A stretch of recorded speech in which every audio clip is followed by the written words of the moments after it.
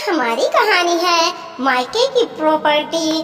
सोमवार का दिन था और सुबह के 10 बज रहे थे, लेकिन आज दोनों भाई दिनेश और नवीन छुट्टी पर थे। दोनों भाई आपस में बातें कर रहे थे।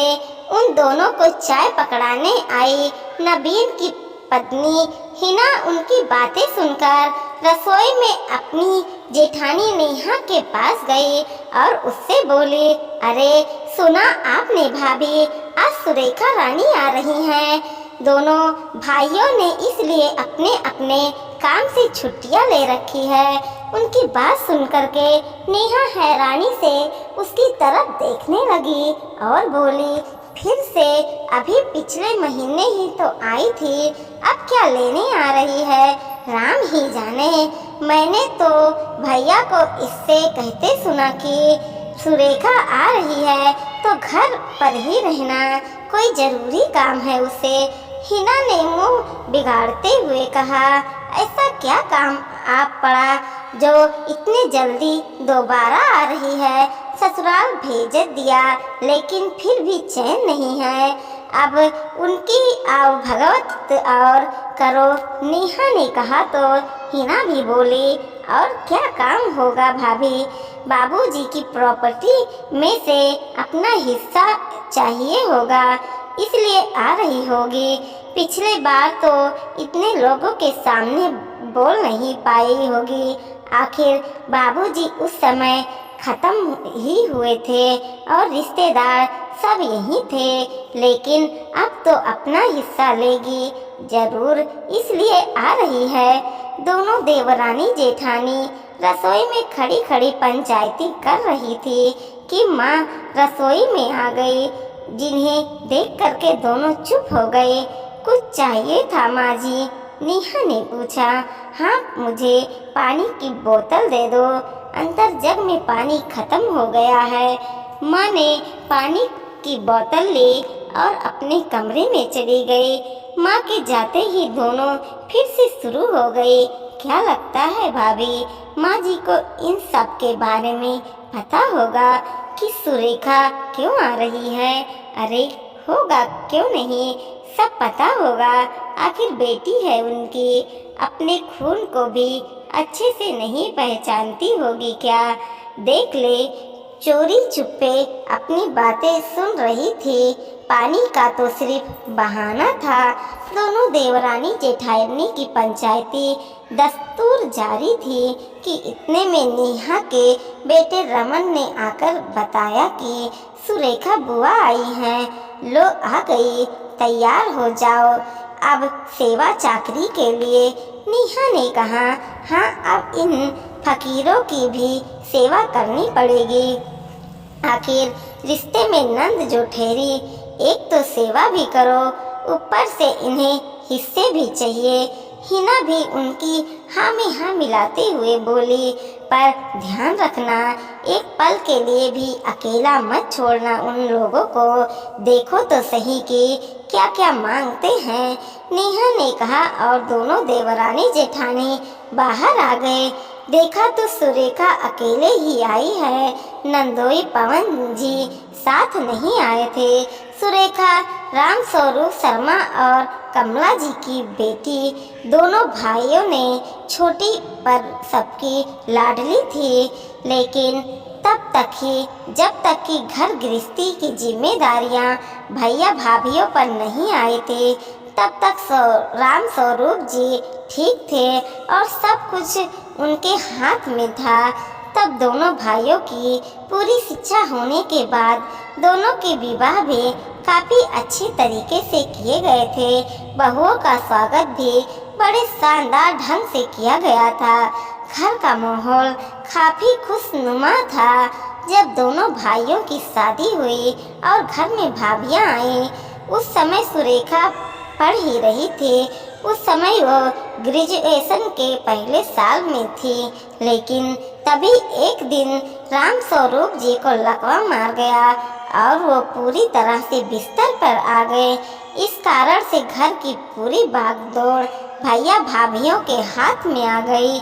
माँ काफी दुखी हो चुकी थी और बाबूजी का पूरा ध्यान वो ही रखती, इसलिए वो भी इस स्थिति में नहीं थी कि कुछ बोल सके। उसके बाद तो भैया भाभीियों ने सुरेखा की पढ़ाई भी रुकवा दी। सुरेखा की हालत नौकर से भी बेहतर हो चुकी थी। घर के खर्चे बढ़ गए हैं कहकर घर में काम करने वाले नौकर को भी हटा दिया। सारे काम की जिम्मेदारियां सुरेखा पर डाल दी गई। भाभियाँ उसे दिन भर काम में लगाए रखती, न खाना खाने को ढंग से देती, न ही ढंग से कपड़े। माता पिता का दिल भी रोता, लेकिन दोनों ही मजबूर थे। अब जवान बहन के लिए तो लोग कहेंगे ही, इसलिए उसकी शादी कराना भी उन लोगों की मजबूरी थी। नहीं तो मुफ्त के नौकरानी किसे बुरी लगती है। पैसे का रोना रोकर सामूहिक सम्मेलन में उसका विवाह करवा दिया गया।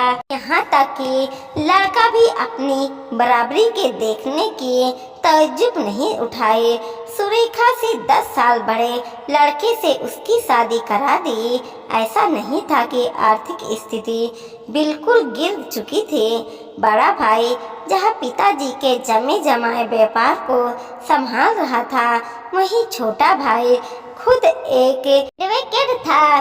पैसे भी बहुत था, पर सिर्फ खुद के परिवार के लिए, माता पिता और बहन के लिए नहीं।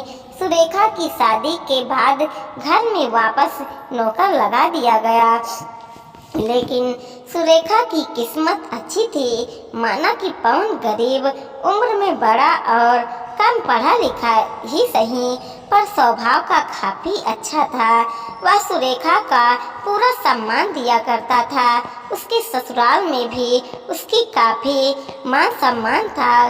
गरीब में भी सही, पवन ने उसका ग्रेजुएशन ओपन कॉलेज से करवा दिया। अब वह ट्यूशन पढ़ाकर पवन का साथ देती है। अपनी बेटी को कम में ही सही, लेकिन संतुष्ट देख करके माता पिता को बड़ी खुशी होती। हालांकि जब भी वह मायके आती तो अपनी बेटी के साथ अपने बेटे बहू का व्यवहार देखकर उन्हें दुख भी बहुत होता, लेकिन सुरेखा कभी कुछ न कहती। उसे जरूरी ही नहीं पड़ती, क्योंकि वह अपने परिवार में खुश थी। इतना तो राम स्वरूप जी जानते थे कि मरने के बाद बेटी का मायका खत्म। जो अभी ही नहीं पूछते वो बाद में क्या पूछेंगे। इसलिए वो चाहते थे कि उनके मरने के पहले ही बेटी को उसका हिस्सा मिल जाए, क्योंकि वो अपनी बेटी बहुओं को नियत अच्छे से तरह से जानते थे, पर ऐसा ना हो सका। इसलिए राम स्वरूप जी खुद अपनी बेटी को कहकर गए थे कि बेटी, मेरे मरने के बाद अपना हिस्सा जरूर लेना, और जहाँ तक हो सके अपनी माँ को इनके पास कभी मत छोड़ना, वरना ये लोग उसे वक्त से पहले ही मार डालेंगे। थोड़ी देर बाद अचानक बाहर से बड़े भैया के जोर जोर से बोलने की आवाज़ आने लगी। देखो सुरेखा, अगर तुम्हें प्रॉपर्टी में हिस्सा चाहिए तो फिर अपना मायका भूल जाओ। इस घर के दरवाजे तुम्हारे लिए हमेशा के लिए बंद हो जाएंगे। यह क्या कह रहे हो भैया आप? सुरेखा खड़ी होते हुए बोली, अरे सही तो कह रहा है, मायका चाहिए तो हिस्सा छोड़ो। क्या आपने हिस्से के लिए मायका छोड़ देंगी? कल को आपके बच्चे की शादी होगी तो भात कौन भरेगा? उसमें क्या हमारा खर्चा नहीं होगा? अब की बार बड़ी भाभी ने कहा, माफ करना भाभी, लेकिन मुझे नहीं चाहिए आपका भात। आप? सुरेखा ने थोड़ा सख्त होते हुए कहा, हे भगवान, देखो तो कितना लालच भरा है इसमें। प्रॉपर्टी के लिए अपने बड़े भाई भाभी के सामने हो गए, यही तुम्हारे संस्कार हैं। छोटे भाई ने कहा, भैया संस्कारों की बात तो आप लोग मत कीजिए। पापा को लकवा हुआ था, उसके बाद इस घर में क्या क्या हुआ है वो हम सब अच्छे से पता है। आप एक एडवोकेट होकर भी ऐसी बातें कर रहे हो। आपको पता है कि बेटी का भी पिता की संपत्ति में बराबर का हिस्सा होता है। सुरेखा ने पलट कर छोटे भाई को भी जवाब दिया, हाँ होता है, कानूनन अधिकार दिया गया है। लेकिन कहते कहते छोटा भाई भी रुक गया। लेकिन क्या? जो भी है साफ साफ कहिए, सुरेखा ने दोनों भाई की तरफ देखते हुए कहा। लेकिन उससे पहले कि वो लोग जवाब देते, भाभी बीच में ही बोल पड़ी, अरे तुम्हारे भैया नहीं कह पा रहे हैं, मैं बताती हूँ तुम्हें हिस्सा देकर के क्या, यह हिस्सा तो तुम्हारे साथ तुम्हारे ससुराल ही चला जाएगा। कल को तुम्हारे बच्चे की शादी होगी तो उसका भरण भात पड़ेगा, तो उसका खर्चा अलग। यहाँ माँ हमारे साथ रहती है, उनका खर्चा पानी अलग, तो क्या सारा खर्चा हम ही करेंगे। हिस्सा अपने नाम कराना चाहती हो और जिम्मेदारी का क्या?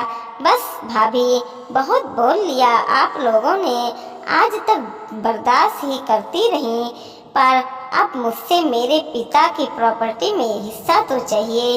रही बात तुम्हारे भाग के खर्चे की, तो तुम वो भरने की जरूरत नहीं है। बिना भाग के भी मेरे बच्चों की शादी हो जाएगी। वैसे भी अगर कभी सामान दिया तो शायद मैं यहाँ सब कुछ छोड़ देती, पर नहीं, अब तो बिल्कुल नहीं। अब तो मैं अपना हिस्सा लेकर ही रहूँगी, चाहे इसके लिए मुझे कोर्ट में आप लोगों के खिलाफ खड़ा क्यों ना होना पड़े। और रही बात माँ की, तो फिक्र मत कीजिए, उन्हें मैं अपने साथ ले जाऊंगी। हिस्सा बराबर का ले रही हूँ तो जिम्मेदारी भी बराबर का ही लूँगी। आज तक कुछ न बोलने वाली सुरेखा इस तरह का रुख देख करके सबकी बोलती बंद हो गई। इतना तो सबको समझ में आ चुका था कि सुरेखा अब चुप रहने वाली नहीं। तभी बड़ी भाभी ने दूसरा पासा फेंका। माँ की तरह देखते हुए वो बोली, माँ जी आप भी समझाइए इसे, आप इसके ससुराल में रहते हुए अच्छी लगेगी क्या? अरे जो सेवा बहू कर सकती है वो दामाद नहीं करेगा। उसकी बात सुन करके माँ मुस्कुराई हुए बोली, सेवा वो क्या होता है बहू? तुमने कब मेरी सेवा की? तुमसे ज़्यादा मान सम्मान तो मुझे पवन जी ने दिया है। तुम दोनों ने तो कभी प्यार के मीठे बोल तक नहीं बोले। हम हमेशा तुम्हारी तरह दुत्कार ही मिली है। लोग क्या कहेंगे इसकी चिंता मत करो, मैं अपनी बेटी दामाद के साथ रहने को तैयार हूँ। माँ की बातें के आगे भाभी कुछ न कह पाई। तभी सुरेखा बोली, भाभी पवन जी ने साफ कहा है, जो मेरा फैसला वही उन्हें मंजूर है। अब चाहे मैं प्रॉपर्टी में हिस्सा लूँ चाहे छोड़ू लूँ, उन्हें उससे कोई लेना देना नहीं। पर माँ को इन्हें साथ लाने को ही कहा है। अब आपका जो भी फैसला हो बता दीजिएगा, मैं माँ को लेकर जा रही हूँ। कहते हुए सुरेखा ने माँ का सामान पैक किया और वहाँ से माँ को लेकर रवाना हो गई। इतना तो भैया भी जानते थे कि अगर सुरेखा ने कानून का सहारा लिया तो उससे हिस्सा बराबर का ही मिलेगा। इसलिए कुछ दिन बाद काफी मनमुटाव के बाद सुरेखा को उसका हिस्सा दे दिया गया। पर उसके बाद सुरेखा के लिए मायका हमेशा के लिए खत्म हो गया।